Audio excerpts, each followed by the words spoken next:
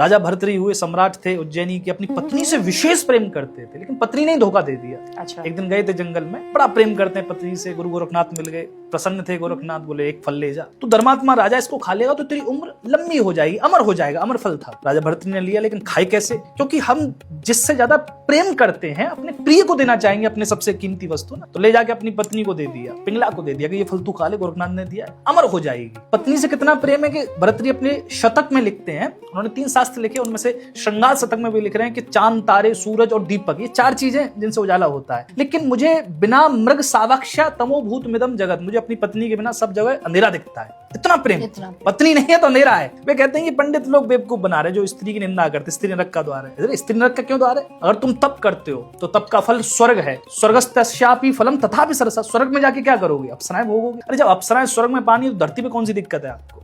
तो इतना प्रेम वो अपनी पत्नी से करते हैं, फल ले जाकर दे दी, लेकिन पत्नी उनसे प्रेम नहीं करती। पत्नी प्रेम करती है किसी सेनापति चंद्रचूड़ से। अब चंद्रचूड़ को ले जाके फल दिया उसने कि तुम खा लो। चंद्रचूड़ भी प्रेम नहीं करता वो करता किसी गणिका से, किसी वैश्या से, वैश्या के पास ले गया कि तू खा ले।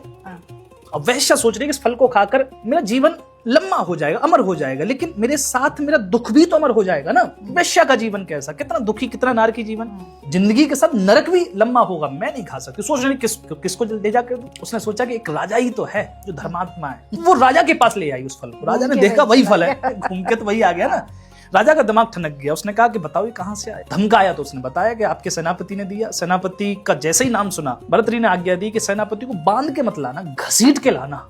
गुस्सा था ना। चंद्रचूड़ सामने खड़ा हुआ, चंद्रचूड़ ने कहा महाराज तलवार से गर्दन काट दो, लेकिन सत्य यही है कि आपकी पत्नी ने ये फल मुझे दिया था। बस ये सुनना था। उस दिन राजा भर्तृहरि ने अपना राज्यपाट, अपना वैभव, अपना महल सब छोड़ दी। जिस पत्नी से इतना प्रेम की ना, जिसके लिए जीवन सर्वस्व न्यौछावर कर दी ना, वही पत्नी धोखा दे गई। तब यहाँ पर भर्तृहरि वैरागी हो गए, संत हो गए, धर्म पर निकले। दुख बड़ा था, संकट बड़ा था, और इस बड़े संकट को सन्यासी संभाल सकता है। इसलिए उन्होंने कहा याम चिंतयामि सततम मयि सा विरक्ता, मैं जिसको चाहता वो किसी और को चाहती है? सा पन्नमिच्छति जन्म, सा जन्म अन्युसक्ता, लेकिन वो जिसको चाहती है वो किसी और को चाहता है। वो जिसको चाहता है अस्मत् कृते परितुष्यति काचित्, वो हमसे संतुष्ट है। फिर कहते हैं धिक्तां च, धिक्कार है, सबको धिक्कार है। मुझे धिक्कार है, गणिका को धिक्कार है, पत्नी को धिक्कार है, इस चंद्रचूड़ को धिक्कार है, इस संसार को धिक्कार है। और उस दिन वो वैरागी हो गए, महात्मा हो गए, संत हो गए। दुख जब इतना बड़ा हो जाए, संभले नहीं संभले, तो आप फिर पथ पर निकलते हो धर्म के।